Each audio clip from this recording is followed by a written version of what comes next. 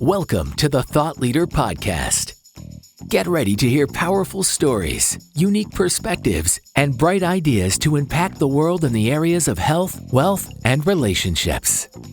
We interview experts, authors, executives, entrepreneurs, and other industry thought leaders who share new strategies, practical tools, and best practices to accelerate your personal and professional results. This is the Thought Leader Podcast. And now, here's your host, Elena Fernandez. Well, hello, thought leaders. Here we are again at the Thought Leader Podcast, and I have a fantastic guest today. Her name is Peggy O'Neill, and she has coached leaders for over 35 years after practicing law for 12.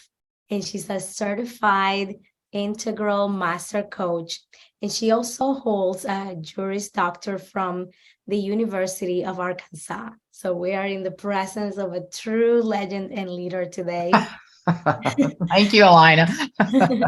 Yes. And Peggy, you were also Assistant Attorney General and Arkansas State Purchasing Director for Bill Clinton when he was Attorney General and Governor. And you also served in President Clinton's administration. So that's really, really a cool fact. And one thing that I want everyone to know about Peggy is that she works with professionals who feel that something is off. So raise your hand if you ever felt that. And also helping people who know that they're not living the life they should be. So we're going to learn a lot about that today. Integrating wisdom, teachings, and science, how Peggy is going to help us free ourselves from the illusion of separation that keeps us limited, and so that we can live truly authentic life. Yes. Yes. Hi, Peggy. Yes. Hi, Elena. I'm so excited to be with you today. Oh my goodness, I am so excited. I've been waiting for a long time to interview you. And let's get right into it. So as I mentioned, you have been coaching for more than 30 years after practicing law for 12. So then what I understand is that 5 years ago, you had an experience that transformed your life. And I would love to hear about that, how that has changed how you coach and work with people. And how would you say that has transformed you, and maybe share even of some of the outcomes that your clients have because of that? Yeah, well, thank you for that question. Yeah, so I was studying the great wisdom traditions because I'd been on my own journey about feeling like something was off, and I was really trying to get to the bottom of that, if you will. And so I was studying the great wisdom traditions, and in that process came across an insight that just really changed everything. And the insight was that I already am everything I'm seeking.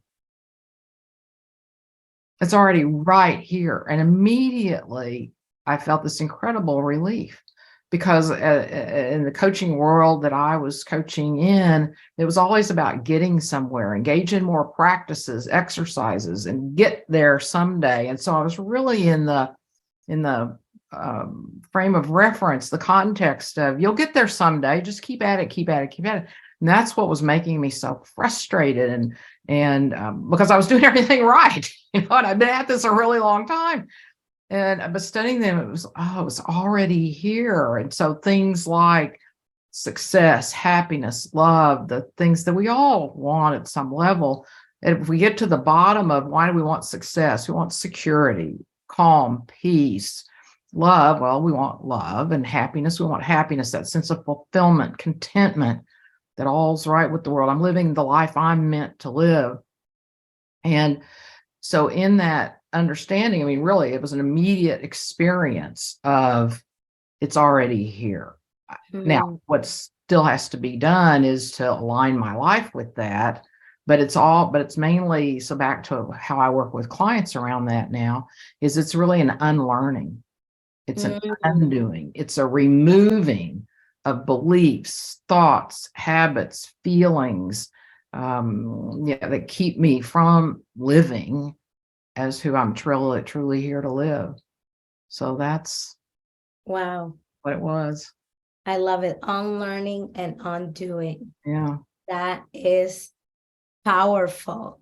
And I Very powerful because we're so yeah. used to doing and adding on, and it's really a process of subtracting. Amazing. Simplifying. Yes. I love it. Uziel, everybody take notes. I love that. Yeah, So, so that makes a total of 35 years of coaching experience. exactly. And you work with professionals all over the world, which is amazing. So you, I'm sure, have seen different types of problems and situations that you have worked with clients with.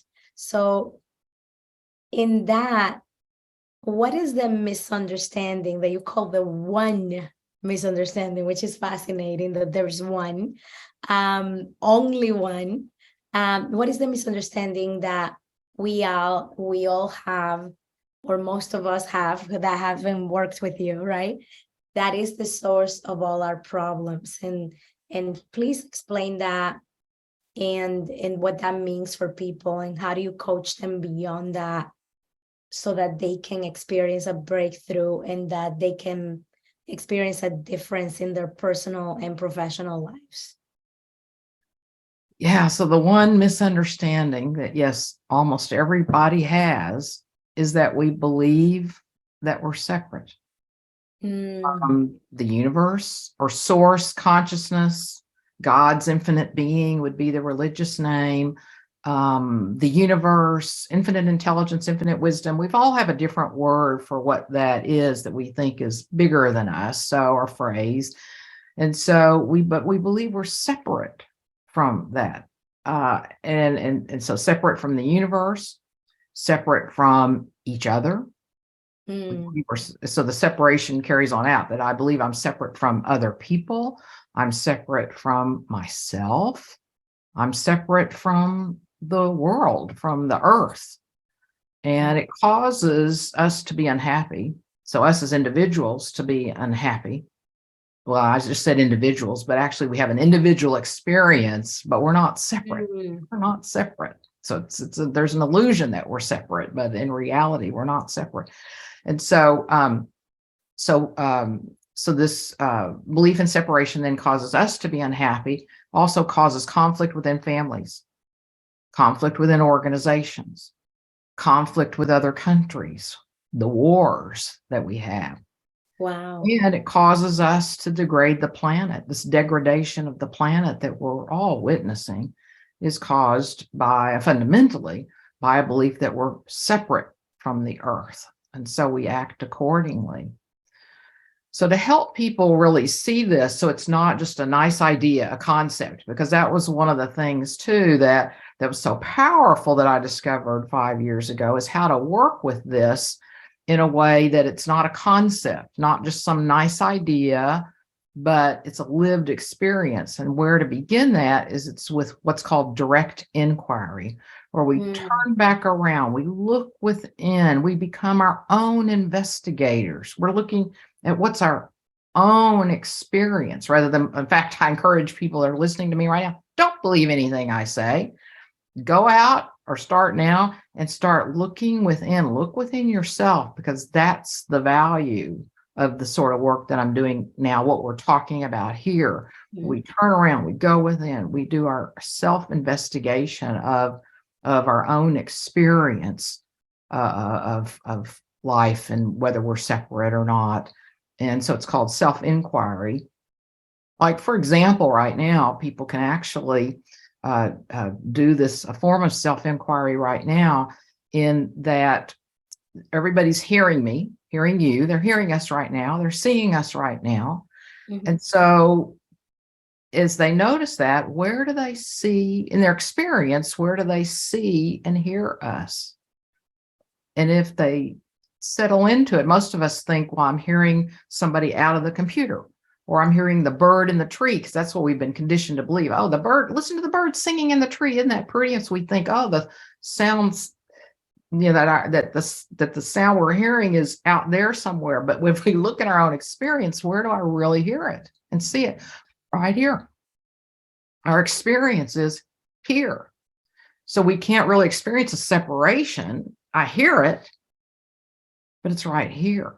There's not like a gap between I hear it and then the bird singing. There's a gap. Like I hear you guys, see you guys, and then there's a gap. So we can start realizing, oh, I can't separate myself from this in any way. If I'm seeing it, I'm experiencing it. I'm hearing it, I'm experiencing it. There is no separation. Wow. So yeah. Yeah, that's amazing. And how did you find out? Like, what is that experience that led you here? What got me on this journey? Yeah. Yeah, well, as you mentioned a while ago, well, no, you were saying I've been coaching for 30 years when I discovered this, but before that, what led me into this was in 2007. I had been coaching for about 20 years at that point, after practicing law for 12. And so on paper, man, I had a great life. I'd worked with the president, I had great clients. I had a coaching certification. I had a law degree. I was making good money, had great clients, lived in beautiful Healdsburg, California. If anybody knows California, Northern California, wine country, beautiful. On paper, looked good. But I was miserable. I was miserable. And, and part of being miserable as a coach, I'm supposed to know how to have the life that you want. So I also felt fake. I felt inauthentic. I was kind of afraid, would they figure this out someday, that I wasn't living, this happiness that I told them I could help them live. And so in 2007, I walked away from my coaching business. I said, I can't do this anymore. I felt so inauthentic trying to market really out of integrity, trying to market my services and tell people I could have them, help them be the leader they want to be, have the profession they want, and so on, when I didn't feel happy in my own life, content in my own life. And so that's what led me to this. So I walked away. Luckily, because I didn't have a big bank account, I wasn't self-sufficient financially. Luckily, jobs came to me, and so I had a great job in Singapore and came back to the United States. Job and another job opportunity to coach with a leadership company in Texas, and so life kept going along okay. But that's what got me on the journey. Was I want to know how to live the life that's real for me. Yeah. I'm so miserable, feeling out of alignment, trying to get myself into alignment. And so that's what got me to that place. And then now where I am. Wow, that's amazing. And it's that inquiry process that you did that finally got you the results that you wanted to see. Was it the self-inquiry process? Yes. So doing the self-inquiry, and so it's an ongoing process where you keep looking. There are various questions. So I know we're probably going to get to this, but I'll offer one of them now. That one of the exercises, if you will, that I'd like to support people on that are interested in this, that if you want to know who you truly are, and the great wisdom traditions and science says who we truly are, that we're this one being, that one of the places to look is to do that, the self-inquiry, and to look. And so one way to do that is to ask, am I aware? So right now, people notice that they're aware, they're hearing us, they're aware of this conversation, they're aware of what's happening. And then we can notice that we're aware that we're aware. We were able to say, oh yeah, I'm aware. Okay, well, what was that that knew that I was aware. Now, this can be very challenging for somebody the very first time they hear this, try this, because our thinking mind, our thoughts are going to go, well, that doesn't mean anything. Of course, I'm aware. Of course. And so part of it is not listening to our thoughts in this process, but to sit there and sit with the experience of, okay, I'm aware. And I'm aware that I'm aware. And to sink back into that experience of awareness. That knowing, yes, I'm aware, because that's who we truly are. Our essential nature is this vast, open, empty space of awareness, which is the one being that we all are. We're all made out of this awareness or consciousness, and we express in our own unique way the consciousness, awareness, the universe. Wow, that's amazing. So with you teaching and guiding your clients through this practice and these processes, what results do they receive after, or do they experience after integrating that insight that we are one, that we are not separate? Mm-hmm. Well, to almost a person, they experience almost immediately what I did. This relief. Like I do a lot of free workshops. And so even the introductory workshop to this, almost to a person, I go, oh, I feel such relief because people search for years. I mean, bless us all. We're so intent on wanting to experience this peace and this happiness that we are. And why do we seek it? Because it's a calling within us. We seek it. We think, and we've been conditioned that it's out there.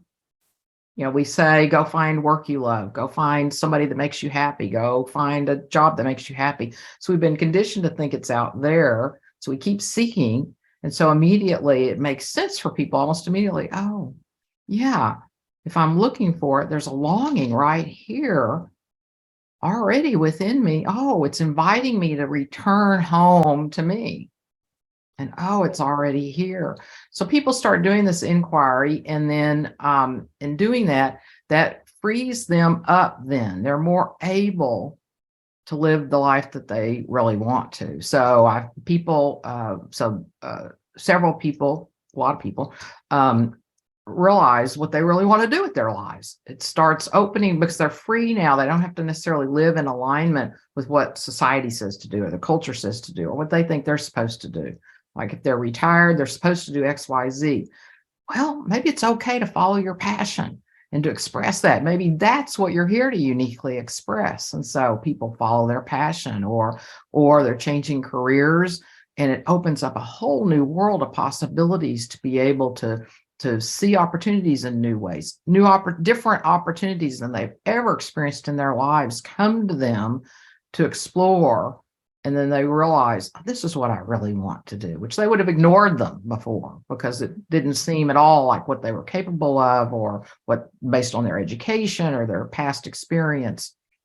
Others, and I had this similar experience with some relationships, others, over time, again, because there's an unlearning, we do keep up the self-inquiry. It's often not an immediate thing with some of the things that I'm talking about right now. So we keep up the self-inquiry and looking at ourselves and realizing that there are no others. And Ramana Maharshi is a guru that speaks that he's no longer alive, but he brought this direct path. This is a direct path approach to this. And he brought this to us. And so one time, one of his students asked him, well, how do we treat others? And he said, there are no others. And one of my clients said, oh, I'm always talking to myself. And immediately he's an attorney and a shareholder in a law firm, major law firm. And he immediately realized, oh, I've been having challenges with a coworker. And it's because I've seen us as separate. So I'm trying to be right and make him wrong and all. And so as soon as he saw this, then he totally shifted his relationship, his perspective with this colleague. So he was able to start having conversations that were productive, more collaborative. And you didn't have to. So one of the big differences here you might be hearing is, oh, I don't have to learn a lot of techniques to create a collaboration. I have to learn a lot of techniques to how to listen to somebody differently. It starts occurring naturally. Our Wow. life starts naturally occurring in alignment with this knowing, just like it did for him. Just this one realization, he was able to be calm and peaceful in conversations and have a a collegial conversation. And the same thing in relationships. One of my clients said, she really loves her family so much more than she ever thought was possible. And the same person used to think that happiness was a kind of a silly goal. I mean, how do you really have happiness? I mean, I buy a new car, I feel happy for a little bit, but it's going to come and go. And now she's been able to sustain this underlying sense ongoingly of being happy. Another one has had a a relationship with a long-term partner, a relationship partner, not a business partner, and that was always kind of, there's annoying quality to it all the time, and it just started going away, started totally dissolving. So now the things her partner used to do, that he'd say or that he'd do, they don't bother her anymore. It's just like, just doesn't even bother her anymore. Amazing. And as I hear you think, saying all these things, I'm thinking, well, it improves career and professional life, and also relationships and personal lives. I'm sure that it may definitely have a very positive impact on health too. Yes. So people have started experiencing like that they have some ongoing pain. So people, when they do some of the other practices that we'll get to later, it just over time starts the pain reduces. They don't experience the pain as often, or when they do, they use some of I'll go ahead and say, so another one of the practices that I'm going to offer today is something called relax the focus of attention. And what that means is when I notice I'm getting caught up in, so let's say pain, but we can do it with thoughts, or we're getting all caught up in maybe politics or politics in the workplace. We notice that we're getting all caught up in all of this. We can go, oh, wait, I see I'm getting caught up in all of this, or I'm really focused on my pain. Just relax the focus of attention. Remove the focus on thoughts, emotions, whatever I'm being concerned about. Just relax the focus of attention. And don't try to focus on anything. And you might notice immediately you're trying to focus on something again, because we're so used to doing that you just, again, relax the focus of attention. And then attention will go, another thought will appear, but just keep relaxing the focus of attention. And then we experience, again, that awareness that we are, that peace, that openness. And we stay there. Keep coming back when a thought appears. Keep coming back when a thought appears. And so that's helped people with things like pain. Yeah. Or other things. Or they'll have insights about their health because they're not trying to figure it out with their thoughts. They're relaxing and listening more for intuitions, for insights. And that's helped guide people with what to do next. Yeah. With their illness or their health condition. That's incredible, Peggy. Wow. This is I did want to add, sorry to interrupt, I did want to add around the workplace too. So to elaborate on maybe what somebody might be imagining at this point. So yeah, if I'm like my the person in the law firm or other leaders that I've worked with, that when I start relating to people in the way that we're talking about right now, then I go into let's say I'm leading a meeting. I'm the boss, let's say, and I'm leading a meeting.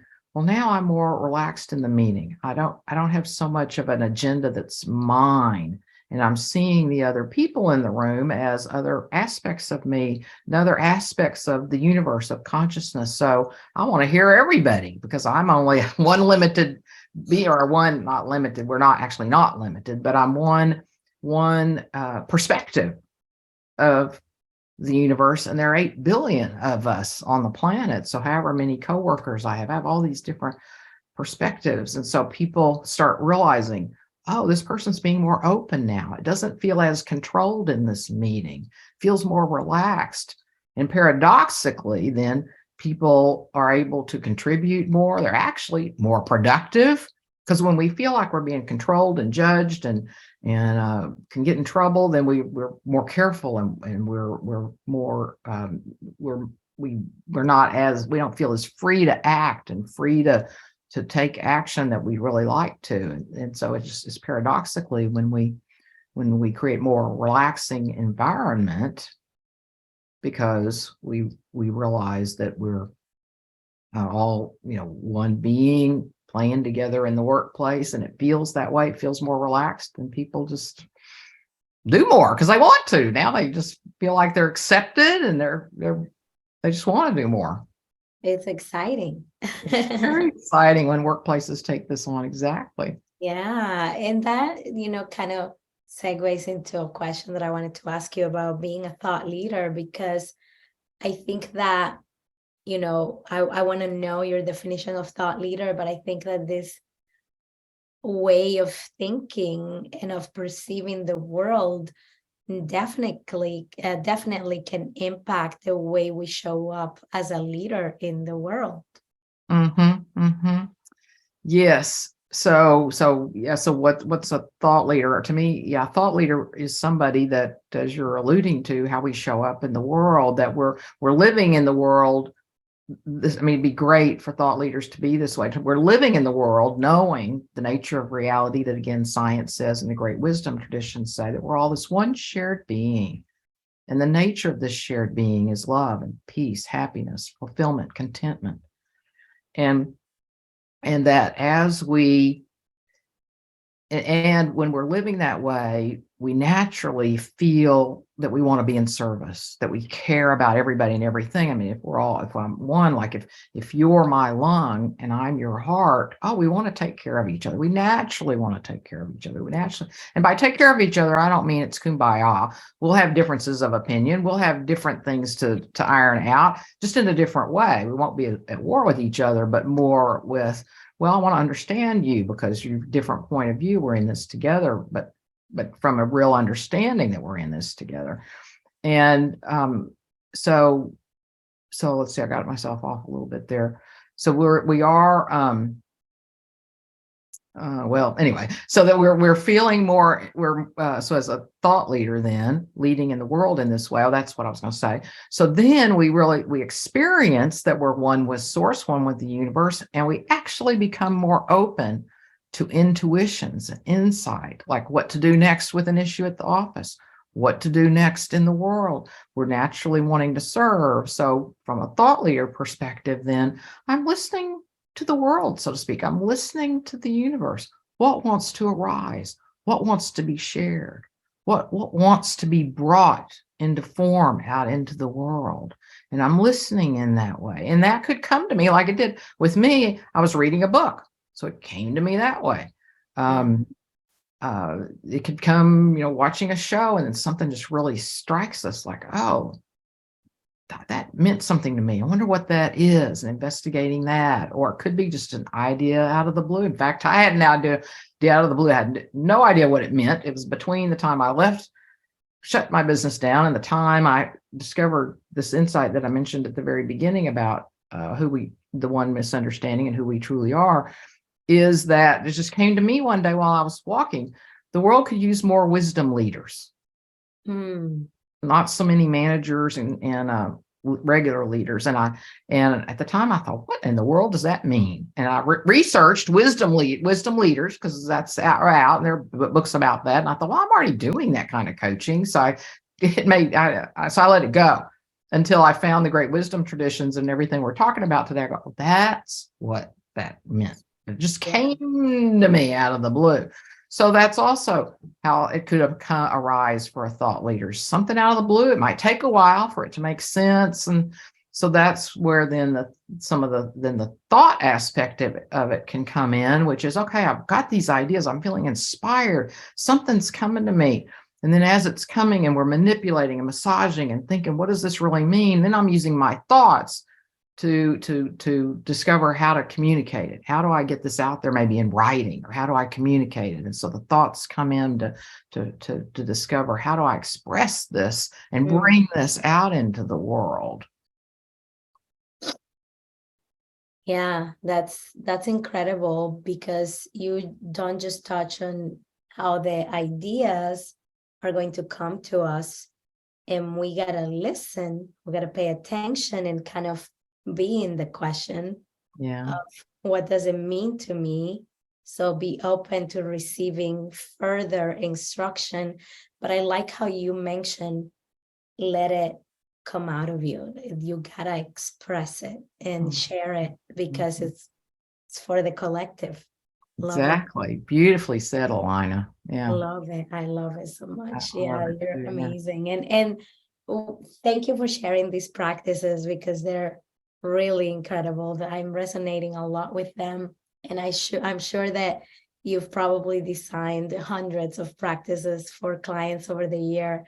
And I know that you want to share more practices with us for total, that can help us experience that peace and love and happiness that you talk about, and also meaning, but not just temporarily, consistently. So what are the other two, and what is the difference between these practices and the ones that are ephemeral, that are something that we feel occasionally?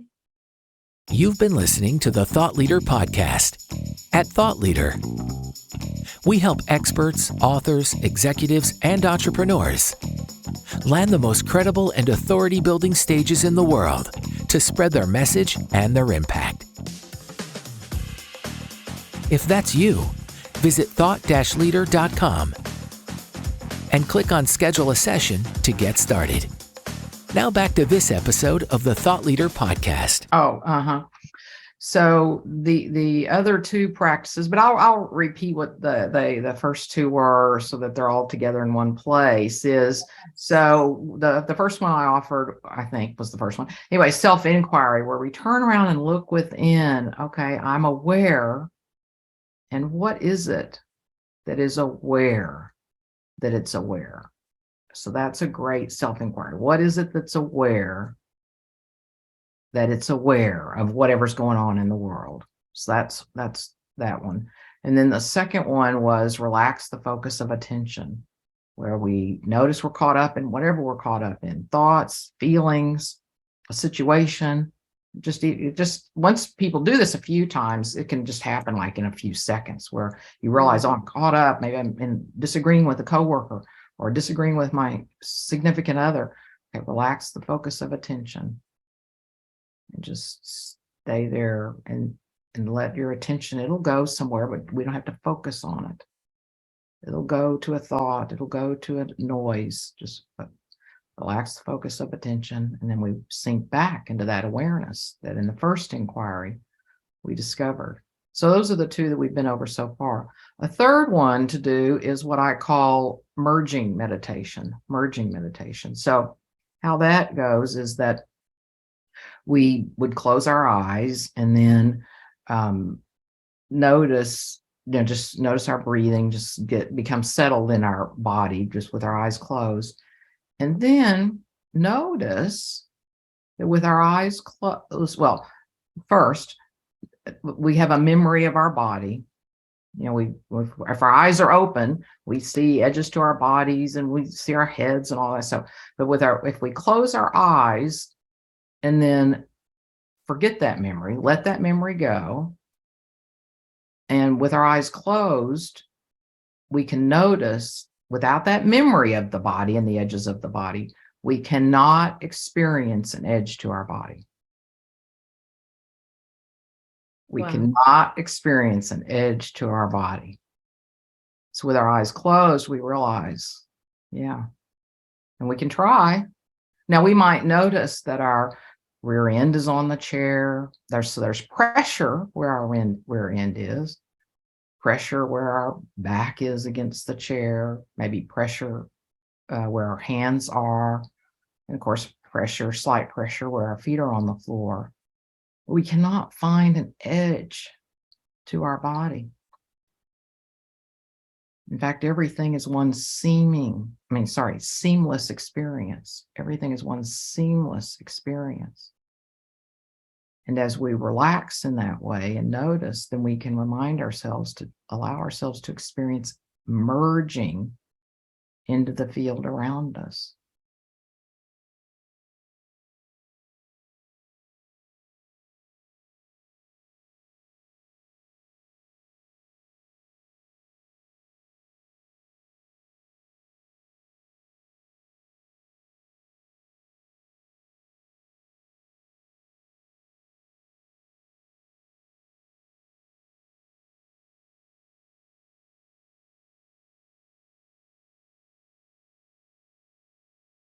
So we can do that like we did right now, just for just a few minutes, very few minutes, and just experience the one being that we are. And so it starts making it more and more real, because experientially, we with our eyes closed, we can feel that oneness that we are. So doing that just a few times a day can make it more and more real, this experience of oneness. And then the other exercise to do is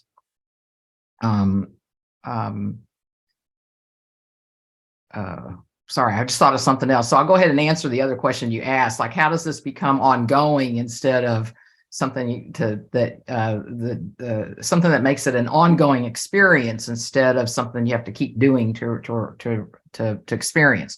So at the beginning, it is like that because it's just something new. And it can seem like, I said a while ago, I said, well, we're not going to add on things. So at the beginning, it can seem like, well, wait, she said we weren't going to add on things, but now she's suggesting these practices.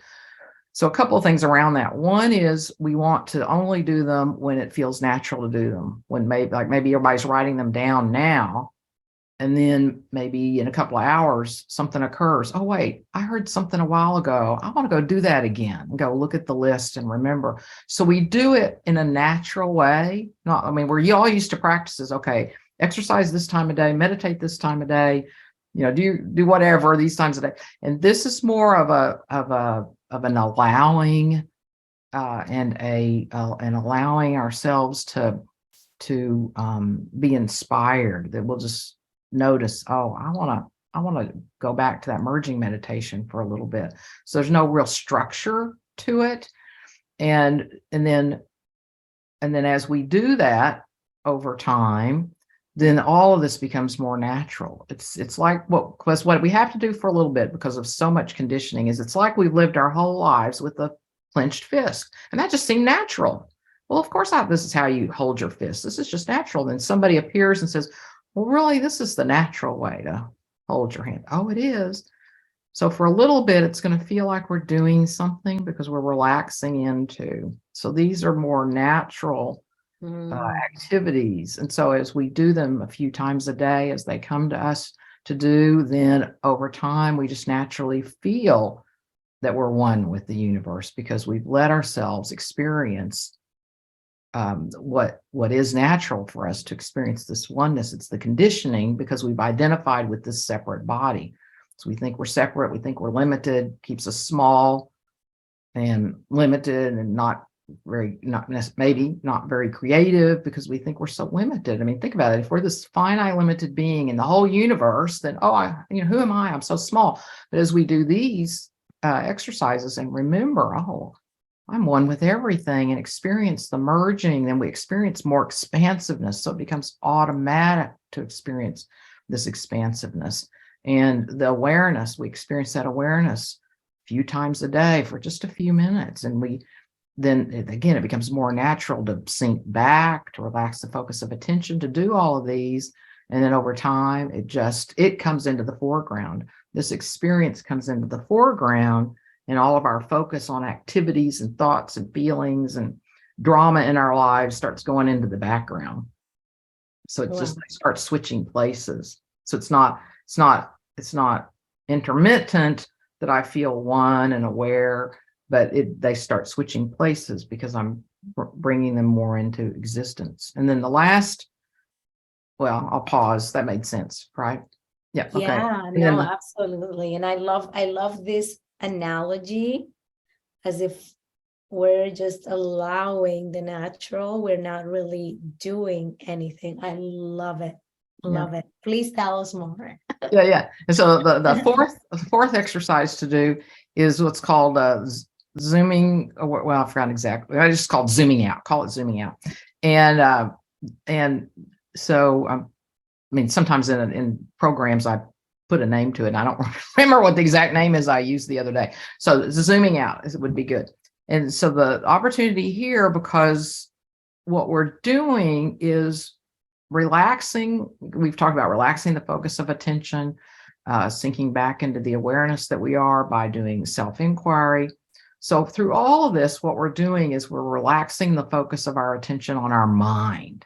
We're really identified in this culture, especially with our mind, our thoughts. We think we are our thoughts. We say things like that all the time. I am a lawyer. I am a coach. I am a speaker. And we start identifying with that. And unwittingly, whether we mean to or not, we start thinking, oh, that's who I am, instead of this one being that we are. So we want to give ourselves the opportunity to stop identifying so much with the mind. And so everything we've done so far does that. And then another one is called zooming out. So what do? What we do with that is that we can keep our eyes open, or you can close them, but it's good to keep them open, really. And what we can do is to allow ourselves to expand the focus of our attention. So again, because we're so identified with this body, we tend to be limited in our focus. We hear a few things, whatever we're paying attention to, we see a few things, but what we can do is expand, zoom out the focus of attention. So like right now, people can do that. Just notice what we're focused on, what we see in the room, what we hear. Just notice that. And then zoom out from there. Just zoom out the attention. Take in more. Expand. You don't have to move your eyes. Don't move your eyes. Just expand the focus of attention. Wider out. What else do you see? No, I mean, you're not trying to identify what else you see, but you're zooming out to see more. Notice what all you can hear by zooming out. Zooming out your hearing to hear more. And take in all that you can see, hear, taste, touch, smell. I get all the senses here: taste, touch, smell, see. You expand out. And you just keep zooming, and just experience this expansiveness that we are. And so that's the fourth one, the zooming out. Wow. I love it. I love those practices. They're so easy. They can, they're free and they can be done anywhere, anytime. Hardly takes any time at all to fulfill them. And they really truly bring us to that awareness and that point of peace and happiness that you're talking about. And I wanted to ask you, since you're talking about identity, you're talking about focus, you're talking about oneness, and over the years, I know that you've seen more and more people that want to know their purpose, and that you mentioned that they want to also find more meaning in their lives and experience more meaning. And so how does that how do those practices and what you teach and coach now help them do that? Yeah, and I've been hearing this more and more these days. People want to experience that meaning and purpose, and is this all there is to go to an office every day and work for somebody else? And so people often then want to change jobs or something and think that, and again, as I mentioned a while ago, what we've been conditioned to is go look for meaning and purpose. Go out there in the world, go find your meaning, go find your purpose. And when they do what we're talking about today, and I'll explain more to answer your question, is that sometimes people start experiencing, oh, I don't have to change anything to experience meaning and purpose. I can stay right where I am and express meaning and purpose. So, so that's one of the beauties of this, is that people start realizing that. So how does that happen? Well, once we engage with these exercises, as you're saying, they're easy and you keep doing them, and then it becomes more natural and we experience who we are more naturally. And then when we really let it sink in that we're one with everything, I'm one with everything, as that sinks in over time, we really experience that, oh, if I'm one with source or consciousness, awareness, the universe, by definition, I'm meaningful and purposeful because I'm expressing source in everything I do, everything I say. I'm always creating. Every conversation is a creation. Every movement is a creation. So, because every conversation, I've never said that thing before. So it's a creation. We're creating all the time. And so we start realizing, oh, I am meaningful. I am purposeful because I'm expressing consciousness. It's not a concept. Again, what I said a while ago, you do keep returning to this. So it becomes an experience. We experience deeply all of this. And then we realize, oh, yeah, I am meaningful and purposeful. And then when we're living in that way, then, as we also talked about a while ago, ideas about how to express ourselves uniquely, or what we're here to uniquely express, what I often call a calling, those kinds of things can appear to us, arise in us. Or at other times, as we realize and really know in all our being that I'm meaningful and purposeful, how could I not be, that I'm one with everything, then it shifts how we are in our jobs. We realize, oh, I can be in service here. I can bring meaning into every conversation, every interaction.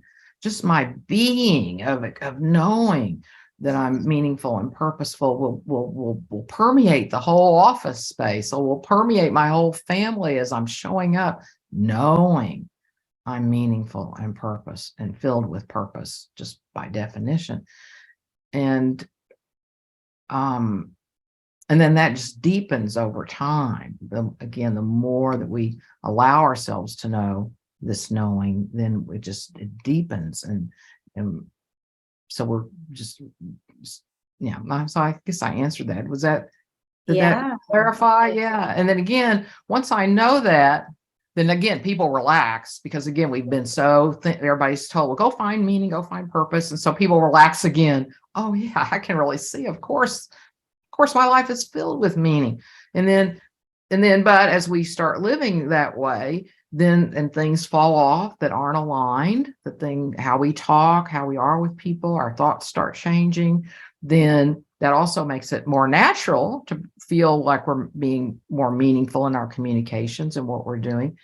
And other things can occur to us, like then we can be more open to hearing those nudges from the universe. They're saying, well, maybe this is the next direction to go for you. It's a sensing. People talk about signs all the time, or so it's that sort of thing where we start, or you referred to it a while ago too, that we can hear things we couldn't hear before. And so we can sense, I think I'm supposed to go in this direction. And we step into that, or give ourselves more permission to test out those places. And then that can inform a calling, can inform a new possibility. Or again, sometimes we realize I don't need to change anything. Now that I know this and feel this, I just want to be alive in what I'm doing. Joseph Campbell once said that he thinks people that are looking for purpose and meaning, that probably what they're really saying is they want to feel more alive. They want aliveness in their lives. And this just automatically starts bringing aliveness, because instead of feeling like, again, a limited, finite being and trying to figure out my way, well, now I feel aliveness because I feel that deep connection to everyone and everything. So I feel alive. And so again, so more possibilities are going to occur to me, more possibilities of sharing, more opportunities for jobs or relationships or whatever it is that I think I've been seeking. But now that I'm starting out from a place of being happy and meaning and fulfilled, I don't have to have those things to do that. Now my relationships can really flourish. My career can really flourish because I'm beginning from that place of happiness and peace and joy and abundance and aliveness. Oh, that's fantastic. No wonder people experience relief. Yeah, Because incredible. that sounds amazing, right? It sounds natural and it sounds effortless. Uh-huh. And so that type of integration is just beautiful. Yeah. Now, I will say, speaking of effortless, that's a kind of a disconnect for people at the beginning. It's like, because we still want effort. Well, I need to be doing something. I need to be efforting. I need to be, and so it takes a while again to orient and to let ourselves start believing that this is possible, because we think we've got to really effort at it, work really hard, all of that. And we might work really hard, but it's from a different context. Now I'm feeling inspired to work really hard instead of now I'm working really hard to get somewhere. It's just so different that it's a natural way that we want to be in the world. So, I can relate to that aliveness, even in the effort of it, that makes it just play. Yes, exactly. Beautiful play for sure. Yeah. I love that. Well, and as you work with your clients, you have probably seen your share of things that do or don't undermine their so-called efforts, right? Is there anything, like one activity that you can share that could undermine all of their efforts in these practices? Yes, there is one thing that can undermine all their efforts. And if they don't take anything else away from today, besides what we're talking about, their efforts to know and live as who they truly are, that they can still do this or take on this one thing, and forgetting everything else I said, they can still apply this if they stay in life the way they always have.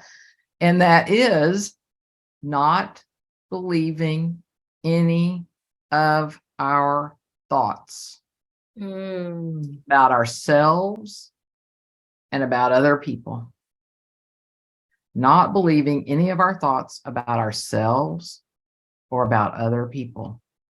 So what I mean by that is how often, not even how often's the wrong question, just we can notice that it's very often that we're saying to ourselves, oh, I'm not good enough for that, or I can't do that, or, oh, I shouldn't have said that, or, oh, I got to be better at that tomorrow, or, oh, I'm worried what the boss is going to say, or, oh, what if I hurt her feelings, or I think I just hurt his feelings, or on and on and on, this narrative about what we should or shouldn't have done, what we can and can't do, who we think we are, who we're not.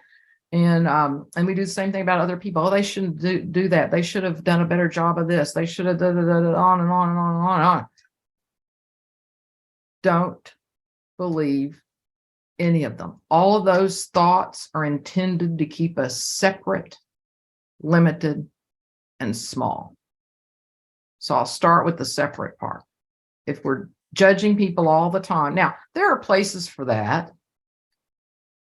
If I've got several people that are going to make a presentation before a potential client, and then I've got to assess, well, which one's doing a better job? But that's not a personal assessment. It's what's their behavior, which behavior is going to best align with what we need to get done here. Or if they're not performing a task well, okay, maybe that ought to be improved, but it's not a judgment. It's an assessment that they could do a better job with what they're doing, but it's not like, oh, they're doing a better job versus so doing a better job is about their behavior, but saying, oh, they're a poor employee is about them. So it's realizing that, and so any of those thoughts that are anything about the other person or ourselves. Oh, and then for ourselves, what did I say? Let's see. So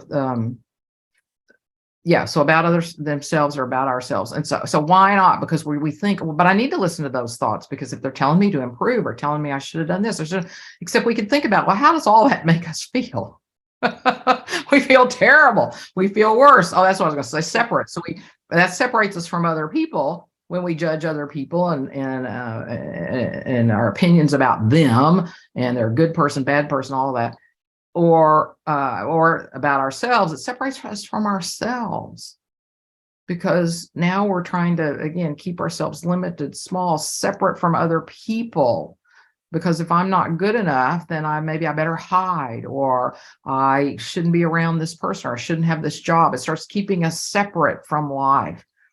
So we don't need to listen to any of those. Now, sure, if we have a thought, again, because it's not about us personally, that says, oh, there's a bus coming and I'm standing in the street, I need to get out of the way. Well, sure, we want to do that. But it wasn't about me and how I'm doing. It was about something that's occurring in the world. But we don't need to believe any thoughts. The biggest gift any of us could give ourselves is not believe any thoughts about ourselves or about another human being. Okay, well, then what do we do? All right, so if we're not listening to our thoughts, because maybe I just did something and I didn't do such a great job. Okay. But instead of listening to the voice that said, oh, you just did horribly and you should have done better and you didn't prepare much and on and on and on, just, again, relax the focus of attention. One of the exercises, relax the focus of attention. And then trust that something will come to me. Okay, next time, note to self, I'm going to prepare more.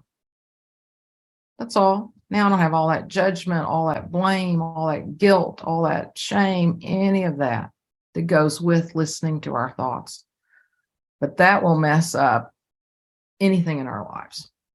So that's the one thing I let go of, which can seem like real withdrawal for most people, because we're so used to listening to that running commentary about how we're doing, when all its whole sole purpose is to keep us separate, keep us limited, keep us finite, and protect us. So you might say, well, if it's telling me I should do better, protect it. Yeah, but it thinks its job is to protect us by keeping us from risking, keeping us from enjoying life. So that's what that's about. The protection is about keeping us, again, limited and small. It's not about helping us improve at all. Yeah. As a separate being, I mean, as a universal being, that's not what it's up to at all, because our thinking mind can't know who we truly are.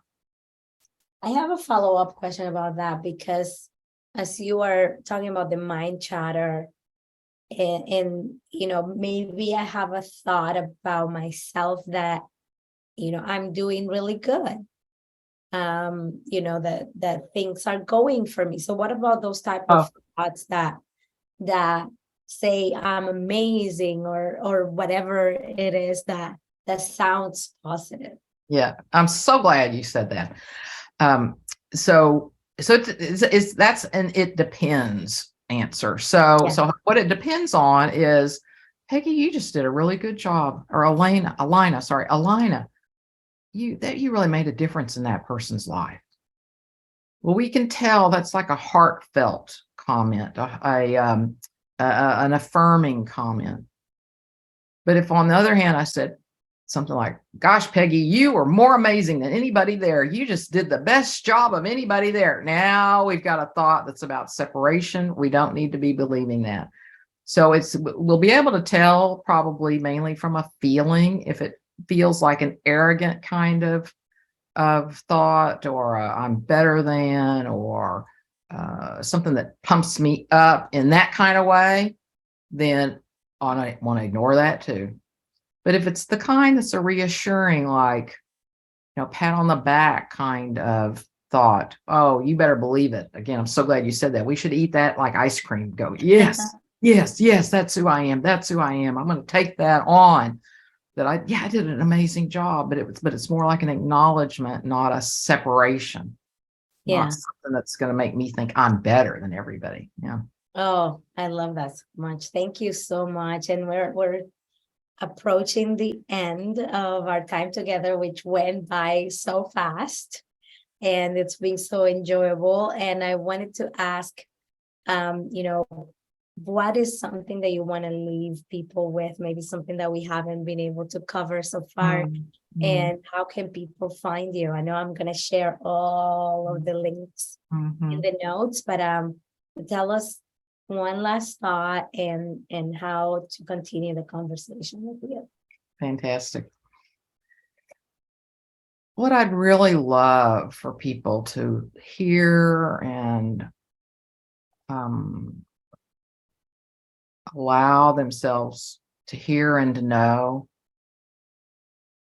is that you are the universe, source. God's infinite being is the religious name, awareness, infinite intelligence. And what that means for you is that you have access to infinite intelligence and wisdom. You're brilliant. You're brilliant. You're genius. You are here to express your unique brilliance, wisdom, your unique, maybe even a quirky expression.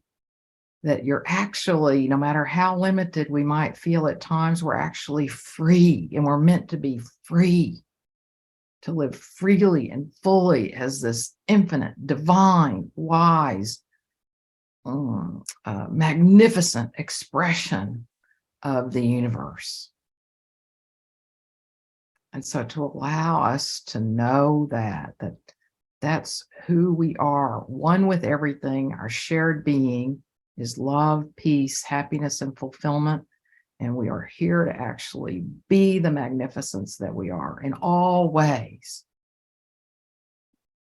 And the invitation is to just allow yourself to know that and to be that and to just fully express this goodness and peace and beauty and love that you truly are in all ways. That's my dream for all of us. Is that we're just so totally living, this beautiful, inspired, expressive life.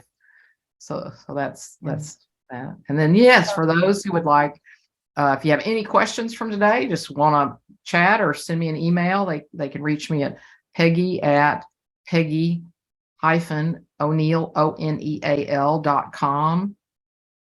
And I write an article once a week about everything we're talking about today. So it comes out in a weekly email that includes the article, but also any upcoming free workshops, programs I have. And so if they want to sign up for that newsletter, they can go to www.Peggy-O'Neal.com and do that. So those are the two ways that I'll offer in addition to what you wind up posting. So yeah, love to hear from anybody. Thank you so much. You're welcome. Thank you so much. So Alana. grateful. I hope that everybody practices these practices that you taught and takes this information to heart, because I'm already just feeling that relief that you're talking about, just by allowing myself to hear your wisdom and to close my eyes and take it all in. Thank you so much for the contribution that you're making and the work that you're doing and your healing words to all of us. I'm really grateful for the time that you spend with us. Thank you, Alana. I'm very grateful to have been with you today.